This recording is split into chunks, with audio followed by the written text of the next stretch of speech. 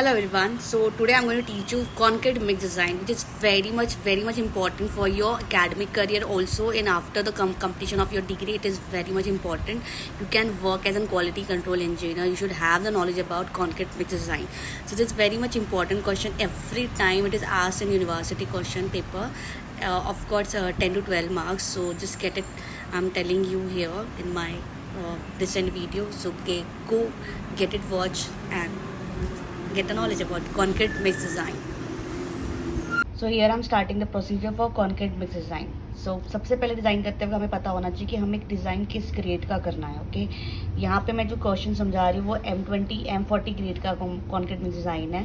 सबसे पहले आपको पता होना चाहिए कि कौन से ग्रेड का करना है। दैट इज़ M20 का डिज़ाइन करना है, M30 का करना है, M60 का करना है, ये आपको पहले पता होना चाहिए। तो यहाँ पे हम जो सॉल्व कर रहे हैं वो M40 ग्रेड का सॉल्व कर रहे हैं। ओके, सो हमें क्या क्या चीज़ें लगती हैं जब हम डिज़ाइन करना स्टार्ट करते हैं। तो ज़्यादा डेटा गिवन, जितनी सारी चीज़ें हमें पता होनी चाहिए तो ही हम कॉन्क्रीट में डिज़ाइन कर सकते हैं। ओके, तो फर्स्ट डेटा गिवन है कि कौन सा ग्रेड डेजिग्नेशन, कौन से ग्रेड के लिए हमें कॉन्क्रीट डिज़ाइन करना है, दैट इज़ M40। ओके, हमें कौन सा सीमेंट यूज़ करना है, टाइप ऑफ सीमेंट कौन सा यूज़ करना है, OPC 43 ग्रेड।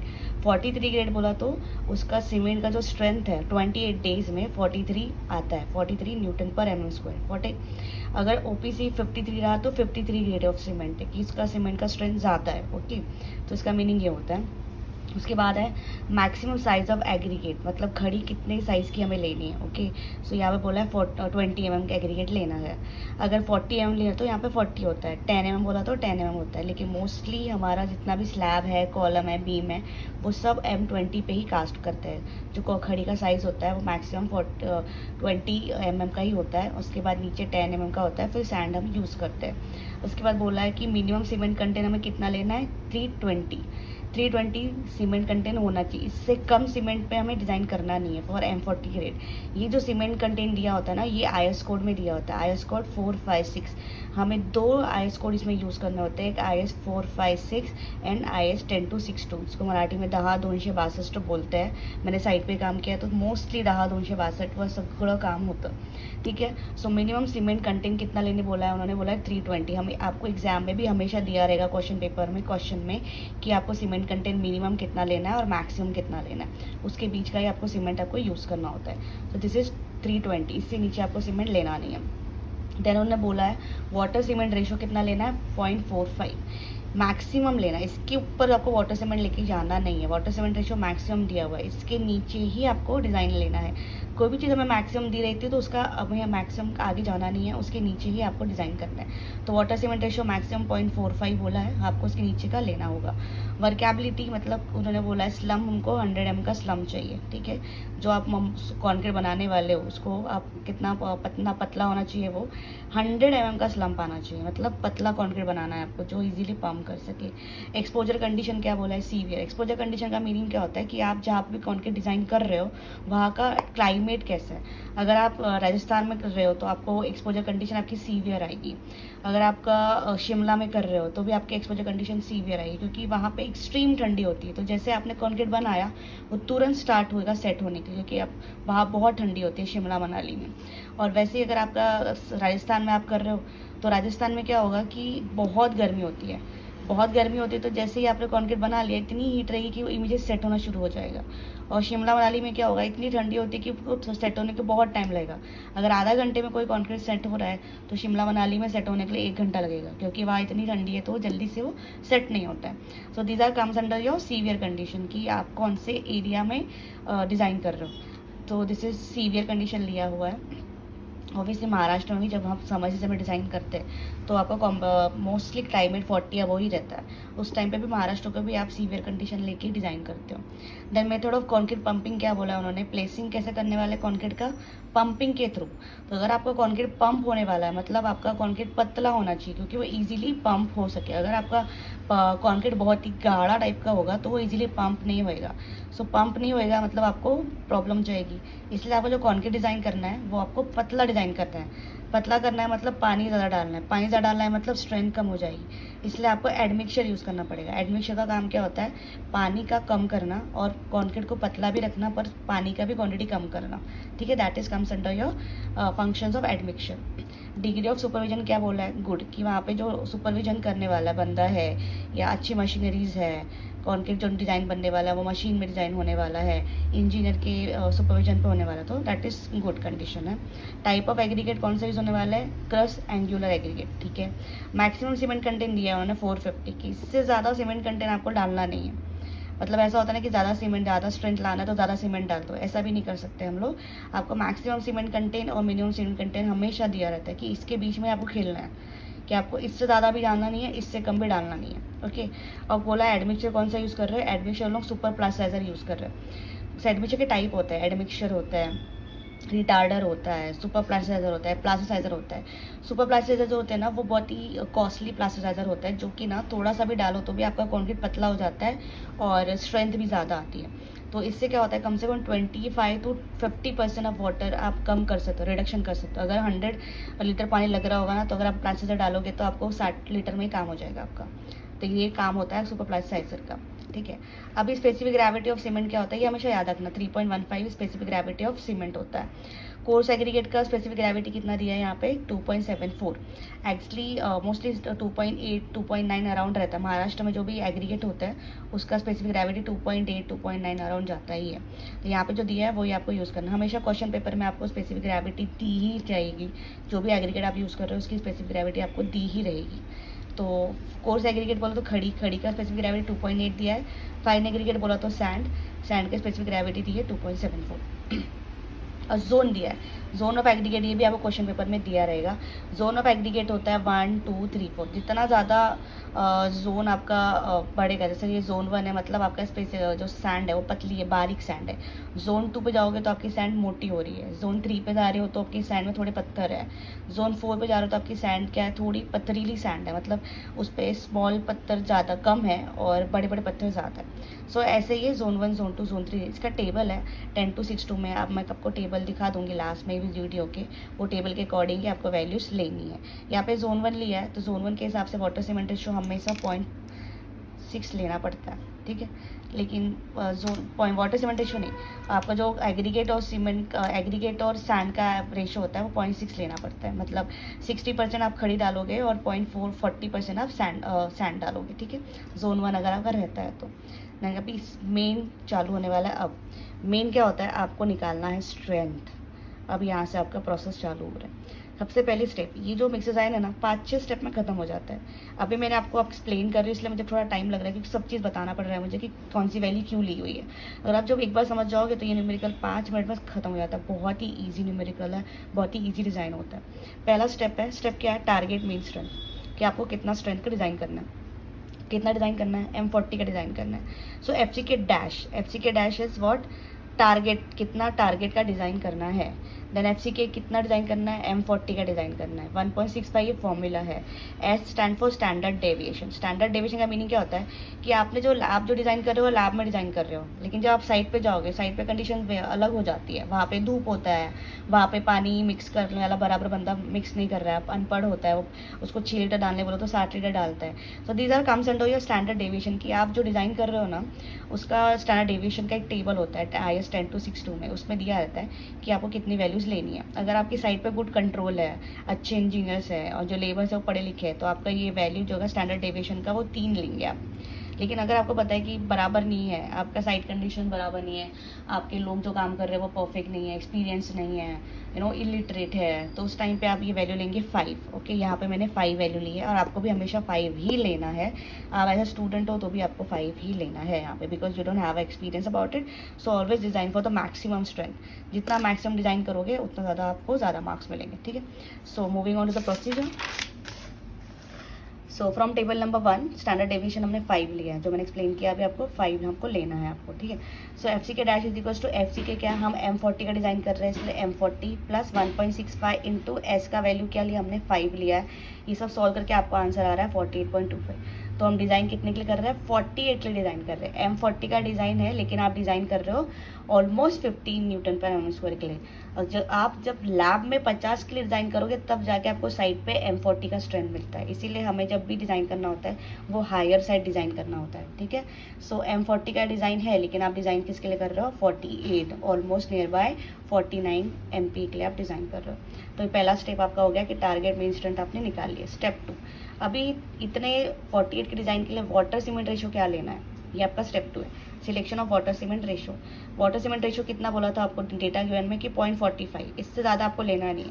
0.45 बोला है, मेरे एक्सपीरियंस से मैं 0.4 ले रही हूँ।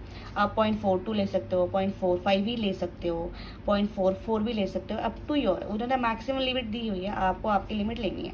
मैंने मेरे हिसाब से 0.4 लिया, आप आपके हिसाब से ले सकते हो। सो 0.4 इज़ लेस दैन 0.45, क्योंकि मैक्सिमम लिमिट दी हुई है उन्होंने 0.45, उससे कम आप 0.4 ले रहे हो तो हेंस ओके चल जाएगा।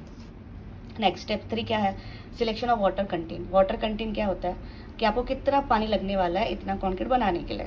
सो टेबल नंबर 2 पे क्या दिया हुआ है, टेबल नंबर 2 जो होता है वो IS 10262 में, उसमें बोला है कि आपको अगर 50 mm का स्लम्प है तो उसके लिए आपको 186 लीटर वाटर लगेगा 50 mm के स्लम्प के लिए, ठीक है। और आपको उससे हर 25 mm के स्लम्प के लिए बढ़ाना है। अगर आपको ये 50 mm के स्लम्प के लिए 186 वाटर बता दिया है, लेकिन अगर आपको 25 mm स्लम और बढ़ाना है तो आपको 3% वाटर बढ़ाना पड़ेगा। देखो, increase 3% water for every 25 mm slum. आपको कितना बोला है यहाँ पे, 100 mm स्लम निकालने बोला है। जो डेटा जो बोला है कि आपको डिज़ाइन जो करना है वो 100 mm स्लम के डिज़ाइन करना है। तो 50 के लिए 186 लग रहा है, और आपको बोला है कि हर 25 mm के लिए 3% बढ़ाना है। आपको कितना बढ़ाना पड़ेगा, 50 के लिए 186 है, आपको 100 mm और चाहिए, 50 का 186 है, तो 100 के लिए आपको 6% वाटर बढ़ाना पड़ेगा, क्योंकि 3% पानी बढ़ाएंगे तो 25 mm स्लम बढ़ेगा। तो हमको 25 mm बढ़ाना है क्या, हमको बढ़ाना है 100 mm का स्लम चाहिए। तो हमको 2 बार 3% डालने पड़ेंगे, दैट इज़ 6% वाटर आपको लेना पड़ेगा। 6% ये लर्न कर लो आप हमेशा कि आपको 100 mm स्लम के लिए हमेशा 6% ऐड करना होगा, जितनी वैल्यू दी हुई है 50 mm स्लम के लिए। सो 186 प्लस 6% वाटर हम बढ़ा रहे हैं क्योंकि हमें 100 mm का स्लम चाहिए, ठीक है। तो 6% ऑफ 186, तो कितना पानी आ रहा है, 197। तो आपको कितना लगने वाला है, 100 mm स्लम अगर आपको चाहिए तो आपको 197 लीटर पानी लगने वाला। पर आपको यहाँ पे बोला है कि आपको यूज़ करना है सुपर प्लास्टिसाइज़र, कि जो भी आपका कॉन्क्रीट है उस पर आपको सुपर प्लास्टिसाइज़र यूज़ करना है। और मेरे एक्सपीरियंस के हिसाब से क्या होता है कि सुपर प्लास्टिसाइज़र हमेशा 20 to 30% वाटर कम ही कर देता है, ठीक है। तो अभी मैंने यहाँ पे मेरे एक्सपीरियंस से लिया है 29% ऑफ वाटर रिडक्शन हो रहा है। आप यहाँ पे 25 भी ले सकते हो, 20% भी ले सकते हो। जैसे मैंने यहाँ 29 लिया, आप 20 भी ले सकते हो, 25 भी ले सकते हो, ठीक है। मैंने यहाँ 29 लिया है, तो 100 माइनस 29 71% आपको वाटर लेना है। 197 आपने कैलकुलेट किया है, लेकिन 197 नहीं लेना है आपको, उसका 71% ही वाटर लेना, क्योंकि आपका 30% वाटर रिड्यूस हो रहा है सुपर प्लास्टिसाइज़र की वजह से। सो 197 का 71% कितना आता है, 140 लीटर्स। तो आपका वाटर कितना लगने वाला है, 140 लीटर्स। कितना, आपके 1 MQ कॉन्क्रीट बनाने के लिए आपको 140 लीटर वाटर लगने वाला है, ठीक है। उसके बाद स्टेप 4 क्या है, सीमेंट कितना लगने वाला है। आपने निकाल लिया कि वाटर कितना लगने वाला है, वाटर सीमेंट रेशो भी निकाल लिया है। अभी आपको सीमेंट कितना लगने वाला है, आपने वाटर सीमेंट रेशो कितना लिया है, 0.4, ठीक है। So cement content is equals to water कितना लगने वाला है divide by water cement ratio. Water हमारा कितना आया, 140 लीटर, वाटर सीमेंट रेशो कितना लिया है, 0.4। दोनों को कैलकुलेट करो, you will get the answer for 350। तो आपको सीमेंट कितना लगने वाला है, 350 kg पर M3, मतलब 350 kg M3, 350 kg एक M3 के लिए आपको सीमेंट लगने वाला है, ठीक है।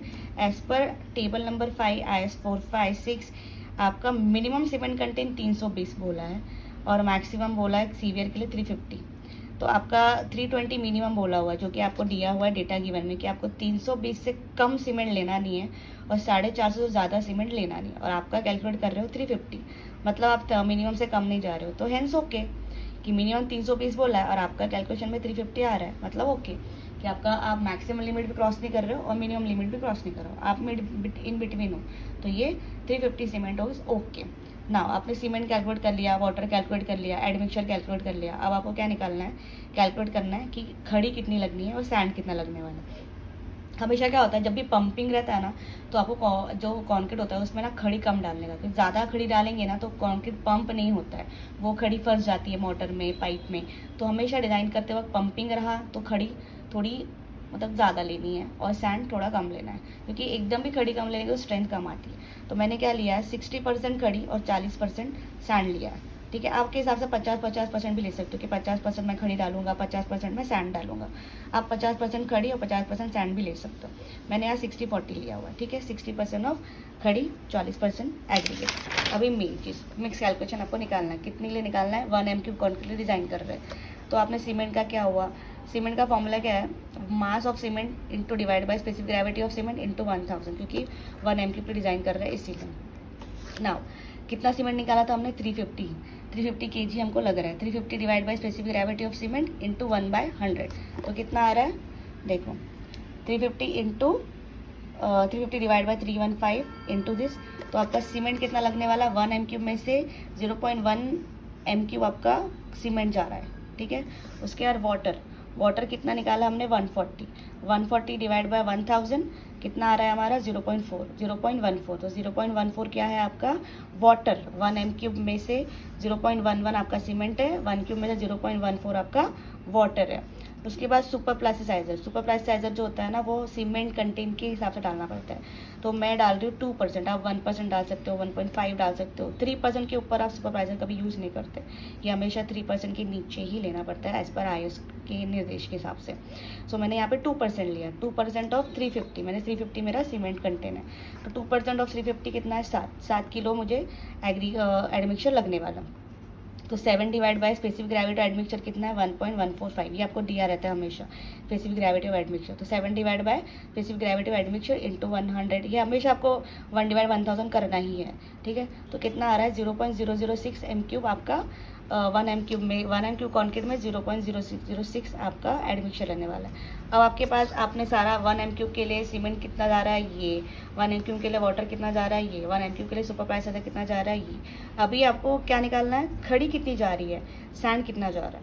तो 1 m³ आप डिज़ाइन कर रहे हो, 1 में से इतना आपका सीमेंट जा रहा है, 1 में से इतना सीमेंट जा रहा है, इतना मेरा पानी जा रहा है दैट इज़ वाटर, और इतना जा रहा है मेरा सुपर प्लास्टिसाइजर, तो बच रहा है कितना, 0.7, मतलब 0.74 m³ हमारे पास बचा है फॉर खड़ी और सैंड के लिए। इसका हमको कितना लेना है, 60%। मैंने बोला कि मैं 60% खड़ी डालूंगी इसमें इसके, और 40% डालूंगी सैंड इसका। ठीक है, so mass of concrete is 60% of aggregate portion, की मैं 60% इसका 60% ले रही हूँ खड़ी, और इसका ही 40% लेंगी sand. So this is what, कि इसका 60% इसलिए 0.6 इंटू स्पेसिफिक ग्रेविटी ऑफ खड़ी इंटू 1000, क्योंकि 1000 m³ का डिज़ाइन कर रहे हैं इसके लिए, 1 m³ के लिए। तो by solving all this will get the answer for this. तो मुझे कितनी लगने वाली है, 12 किलो, मतलब ऑलमोस्ट 12 किलो खड़ी मुझे लगने वाली है 1 m³ के लिए। और फिर इसके बाद मेरा बच्चा है सैंड कितना लगने वाला, हमने सैंड लिया है 40%, की मेरा 0.74 जो आ रहा है उसका मैं 40% सैंड में ले रही हूँ। तो 0.74 इंटू 40% मेरा सैंड इंटू सैंड की स्पेसिफिक ग्रेविटी इंटू 1000, तो कितना आ रहा, 815 kg सैंड मुझे लग रही है। तो this is what mix proportion, कि मेरा सीमेंट 350 आया, वाटर 140 kg पर m³ आया, सैंड 815 आ रही है, खड़ी मेरी 1222 आ रही है, सुपर प्लास्टिसाइजर मेरा 7 kg आ रहा है, एयर वाटर सीमेंट रेशियो मैंने 0.4 लिया, बस D, and you will get 10 marks। 10 marks या 12 मार्क्स के लिए क्वेश्चन हमेशा यूनिवर्सिटी में आता ही आता है, फिक्स आता है। अगर आप थ्योरी लिखोगे तो आपके मार्क्स थोड़े बहुत कट हो जाते हैं कि आपने पॉइंट नहीं लिखा, लेकिन अगर आपने न्यूमेरिकल सॉल्व किया तो आपको आउट ऑफ मार्क्स मिलेगा। और जो मैं ये पढ़ा रही हूँ, ये IS कोड से पढ़ा रही हूँ, IS 10262, उसका ही न्यूमेरिकल मैंने यहाँ लिया है। तो एग्जैक्टली मैंने वैसा ही लिया जैसे IS कोड में लेते, तो कहीं पर भी आपके मार्क्स कट होने वाले नहीं है। बहुत ही ईजी न्यूमेरिकल, आप देखोगे तो सिर्फ कैलकुलेशन सिर्फ इतने ही है, इतने ही कैलकुलेशंस दिए हुए हैं ये वाले। ये सब जो किए, ये सारी चीज़ों क्या है, ये सब IS कोड से मैंने ले रही हूँ कि मैं क्यों ले रही हूँ, इतना क्यों ले रही हूँ, इतना क्यों ले रही हूँ, ये सारा वैल्यू। एक बार फिर से आप रिवीजन करके लोगे, ये सारा कुछ पढ़ोगे, आपको ईजी जाएगा। बहुत ही ईजी न्यूमेरिकल होता है ये, बहुत अच्छा स्कोरिंग होता है। कोई भी डाउट लगता है आप कमेंट बॉक्स में मुझे पूछ सकते हो। Thank you very much.